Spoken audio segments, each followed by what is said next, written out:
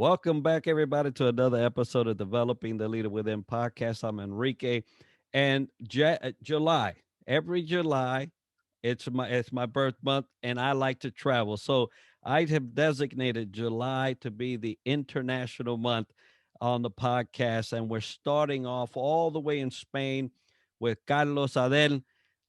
He is a marketing and branding specialist. I've been following him on LinkedIn, watching his results, and I am so happy to have you with me today, Carlos. Tell us a little bit about yourself.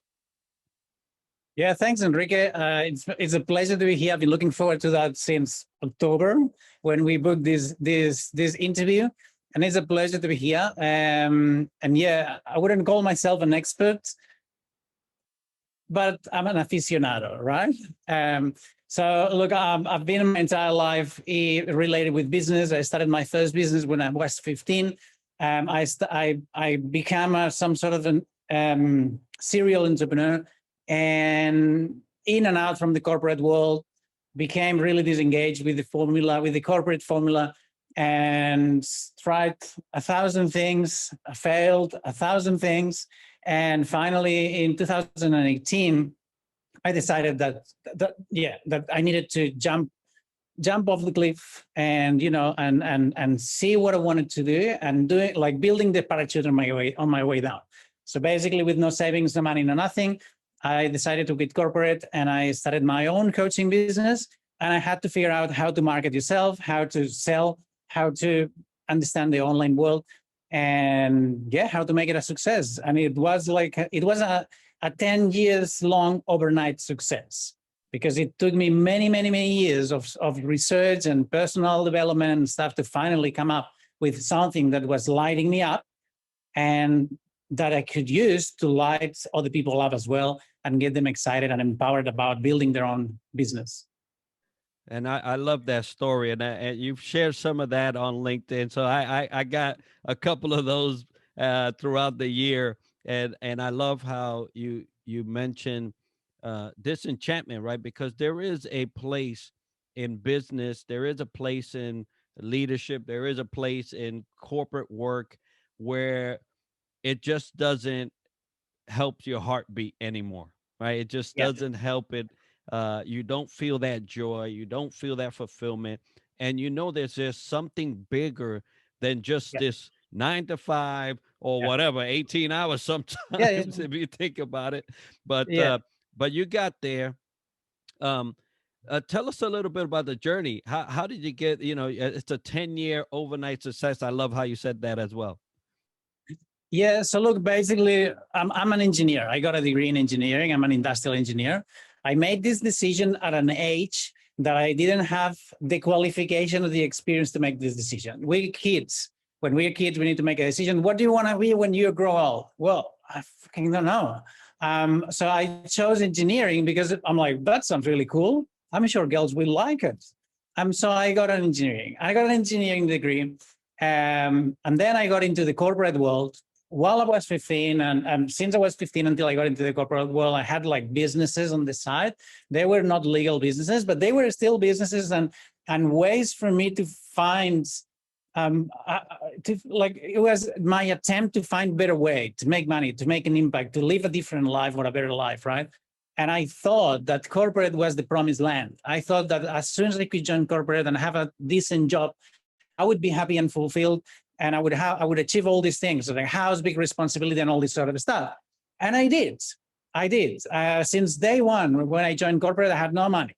Like the salary would never make it to the end of the month. But I'm like, okay, that's what it is. So let's give it a shot. Long story short, I achieved everything. And when I had everything that society tells you that you need to have to be successful, I couldn't sleep at nights. I had insomnia. I was on caffeine all day and smoking marijuana at night to get a good sleep, and I would never get a good sleep. And I nearly died out of a heart attack because of anxiety and stress. Like literally, I made it to the hospital in the emergency room. So anyway, at this point, I said, look, enough. I need to quit. This is not the happy life that I thought I would have. I don't know what I want to do, but I want to find something that makes me happy. I want to do something that lights me up in the morning, that I look forward to doing in the morning, and that I can't stop doing at night. And my parents would tell me, well, Carlos, that's unrealistic. This is not going to happen. I said, well, thanks, but I don't believe that. I want to find something. And that was back in 2011. And I quit corporate and I left everything behind and I moved right to the other side of the world in Australia. I didn't speak English by then, but I thought that's going to be a great adventure. It's pretty far away from my comfort zone, so I'm going to grow. And back then also, I didn't know anything about coaching or personal development. I knew very little. This journey, seeing that you can accomplish things that everyone else could as well, and seeing people say, oh, you're so brave. I don't know how you do that. And I started thinking, well, no, you could do it. You got 2 eyes, you got 2 ears, you got 2 hands, arms, legs. Why couldn't you? You wouldn't want to, but you could. And I realized how many people are living below their potential. Like most people live way below their potential because they don't believe they can, right? And again, long story short, I spent 6 years in Sydney, Australia. I went there for 4 months. I ended up staying 6 years. And then I get back to Spain. And when I get back to Spain, guess what? I end up in corporate again. And I'm in corporate again, jumping from one job to the other, being unfulfilled, stressed, anxious. I'm like, holy cow, Carlos, like again? And I'm like, okay, stop it. And in 2017, I decided, yeah, I have to do something different. So I started getting into training, Tony Robbins, getting in touch with coaches, learning about entrepreneurs, and soaking up all this information. And I could see how people were running businesses online. I'm like, oh, wow, a business where I can travel, I can make an impact, and I can make money, and I don't need to worry about not having enough. And I said, let's do it. And that was 2017.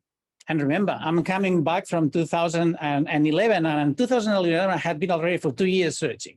So this is all the journey, right? And now it's 2017, and I say, I'm going to do that. I started investing in programs, in trying to figure out the way to build a business. And 2 years into that journey, learning and working at corporate while building my side hustle, I finally said, I got my first client. This girl, she paid me $2,000 to work with me. I'm like, wow, well, that's what I was looking for. I don't know what am I doing, but if there is someone that's willing to pay me for my knowledge and my service, there's going to be more. And at this point, I say, bye. And I quit corporate and I embraced the journey. And at this stage, I had no savings. I had no job. I had no house. I was living at my parents' place. And I thought, you know what? Worst case scenario, my parents will, there's always going to be like some food on the table for me, and I got a roof in my head. So I'm not going to worry. I'm just going to make this work. And this thinking was what got me like the overnight success, right? My business went from zero to $500,000 in my first year, and the same results I got in the second year. And now it's 2.5 years after I get started. That's a summary. Yeah, that's an amazing journey, an amazing story. You mentioned Tony Robbins, right? If you go dabble into anything that Tony does, you're gonna come out there pumped, right, and want to take over the world, right? Totally. So, Totally. but I love how how seamless you make it seem, but I know that there was a lot of bumps and bruises in there, and that's fine because that's what life is. Leaders out there that are listening, if you take anything out of that story, is you got to go for your dreams. You cannot rest on your laurels. You cannot sit back idle waiting for anything to happen for whatever reason, right? So it seems like you took control of your life. You took control of where you were going, and look at you today. And I'm so glad you did. Now we're talking about leadership.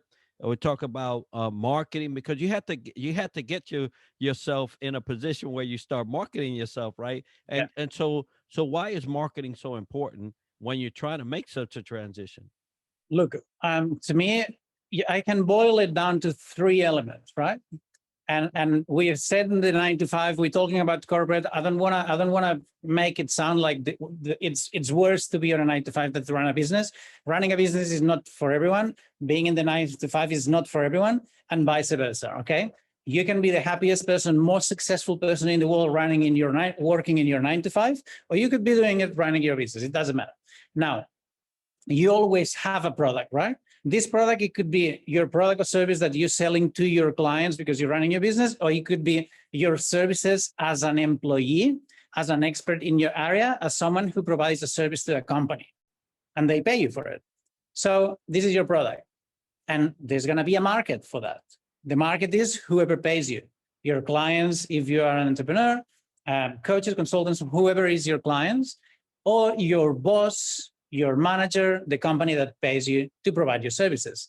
Now, if you have a product and there is a market, a need that's going to pay for this product, but you don't have a message that connects them, it's never going to happen. There's never going to be an interaction or exchange of money or any sort of a currency. So this message that connects that is the marketing. Okay, and now I'm gonna make it super simple. Marketing is not a complex combination of words that need and colors that need to be put in a certain way. Marketing, your marketing as an entrepreneur or as a business or as a person is the message that you deliver and how you distribute it to your network or to your network of potential clients. Now, going a little bit further, if we talk about the online, the social media world, I'm not talking about Google ads or this kind of advertisement on TV. Anyone and everyone gets access to the social media networks, LinkedIn, more for a professional background. But like every social media, it's valid for that. You have to put a message in there if you want people to know about you. This message is your marketing. And online today, there's so much noise that if the only thing that you talk about is your business and your skills, people are going to disconnect very quickly because we are bombarded with messages.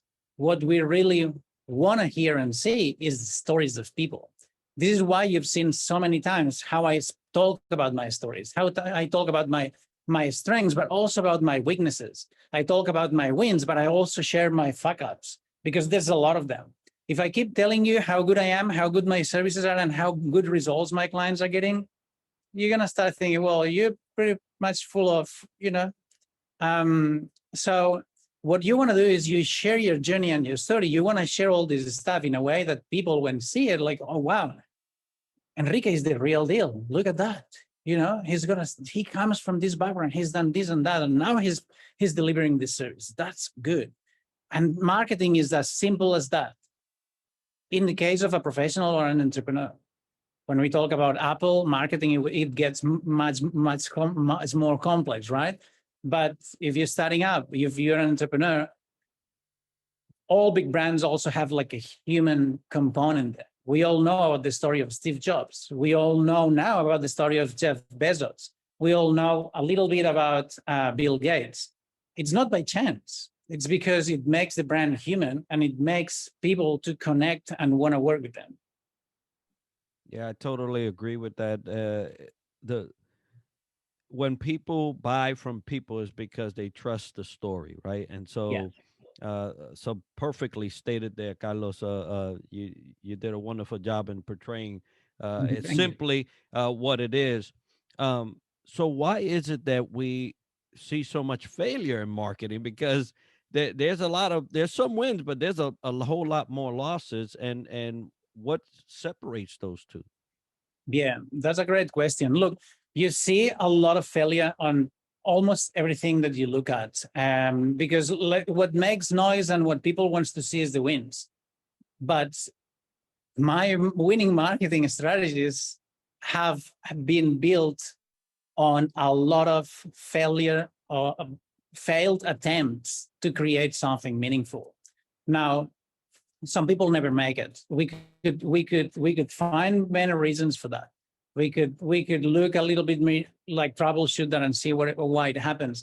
But usually when marketing is not resonating, It is because your message is not delivered in a way that it's easy and quick to understand by your audience. That could be one of the main reasons. The second reason it would be because your audience is not ideal for your product or service. So you're communicating, I don't know, let's say that I'm selling hunting equipment like shotguns or whatever. And all my audience is full of fishermen. Like the message is going to come in front of their eyes. They're not even going to notice it because it's a good message, but it doesn't resonate with them. So you need to have the right audience and the right message. And of course, when it comes to marketing, like if the good marketing doesn't feel like marketing. I mean, I share my results, I share my story, I share everything in a way that people get inspired. But I could write the same content in a way that people would get turned off, because who cares about how good I am or how, I mean, if I tell you how good I am and how beautiful what I do is, you'll switch off because it's my opinion. And your brain will go, well, I don't care about your opinion. I have my own. Let me decide if you do you beautiful or good. But if I tell you my story and the facts of my story, you'll make the judgment on yourself. And if I'm telling you, this is where I come from, this is what I achieved, I'm very humbled, I'm very happy for that, you might like me or you might not. And that's completely okay. But you will not be able to disagree on my message, because my message talk about facts and my way of saying things, or my experience. And my experience, it's true, right? Yeah, no, I love it. And as you were talking, I'm looking at ways where leaders, because obviously this is a leadership podcast, where leaders can actually use their story, because leaders don't understand. They advertise every day, all day long, and they tell folks who they really are. You know what they say on when they giving them directions, to who they are really. Uh, people know. People know because they read you every day. So Yeah, what leaders need to understand is that don't be afraid of sharing your story. There's a lot of leaders that hide behind the yeah, accolades, the awards, and the yeah, promotions, and their stature, and they yeah, fail to connect. And this is what I love about marketing. Kind of ties into leadership very well.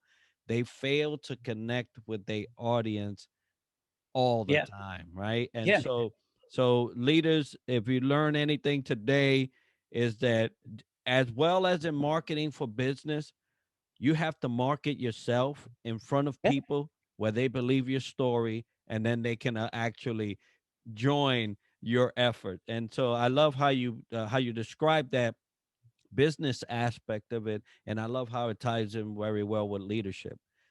So when when you have built up a good message, and you have, the right audience, it seems like that combination alone will get you some results.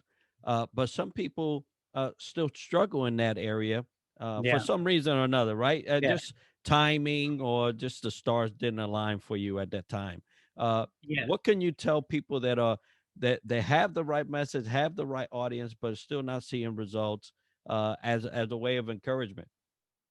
Yeah. Look, as the one thing that I would like, if you need to walk away today with one thing here from of what I say, is like the only way that you can ever fail is if you give up. When you stop trying, you fail. When I've made my first six figures business, someone wanted to interview me. "Oh, how did you do it?" And one of the questions they asked is like, "What's been your biggest failure in life?" And I stopped for a second, and I started thinking. I couldn't find an answer, because to me failure is it's not an option. It's not a word. I mean, I would fail if I die. The day that I die, well, yeah, I would have failed because I could not keep going. But if I make a mistake today, as long as I learn from this mistake, as long as I learn from my bad experiences and my mistakes, it's great, because it makes you stronger and you learn something that you can move forward with in probably the right direction. Now, going back to if the message is right on the audience as well, yes, a business has a lot of moving pieces. And I always look at that as you know, some people say, oh, I don't need lead generation. I'm like, well, I'm not going to provide you with lead generation. I can't really sending leads to an empty business or an empty offer. It doesn't work. So you might have the right message, you might even have the right product, but maybe when you talk to your customers, they don't feel like it's worth their time or their money.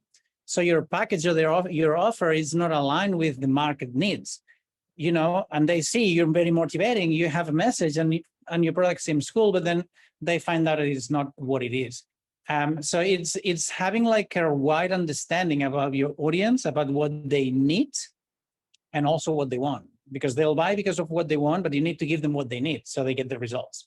And like, yeah, like usually if you have the right product, well packaged, well priced, and the right audience and the right message, when these three elements are being put together, I've seen like explosions happening, because it's like magic, right? Sometimes you never get there. And yeah, and if you've tried 1,000 times and you haven't got the explosion rate yet, find help. Find someone who's walked the walk, so they can lead you in the right direction. And I have like 3 coaches at the moment, and I'm also having coaches. I'm spending a lot of money on coaching and getting new skills. Yeah, that's I love you know how you take the journey from uh, failure is not the end result. That's No, not it. That's just a byproduct of you trying. yeah, You know, it's true when we die. That's it. That's all. yeah. That's all the story, right? That's the You story, need to stop. right? So, Yeah. so I just love how you put that out there. And folks, you if you're listening, you're hearing Carlos. It's because he has walked that walk. He has uh, all the years of experience in failing and succeeding Mm, to have a winning formula. So, Carlos, if someone wanted to get a hold of you to find out more about what you do, how you do it, how would they yeah. do that? Well, these days, LinkedIn is my platform of choice, but they can find me on LinkedIn as well and on Instagram. And I also have a website. I'm not a big fan of websites, because website is doesn't have like a flavor. But yeah, like I don't know if they can search for Carlos Adell on LinkedIn, or if I can send you my link and you can drop it somewhere maybe. But yeah, LinkedIn is the best place. Outstanding. So, folks, I will get that information, put it part of the video, Awesome. show notes, and so that you can be able to contact Carlos. Carlos, thank you so much for sharing this day with me, sharing this platform, and the information you've shared with us today. I know that a lot of listeners will hear it and say, you know, that's exactly what I needed. So, thank you. Thank you. Thanks for having me. Been a pleasure.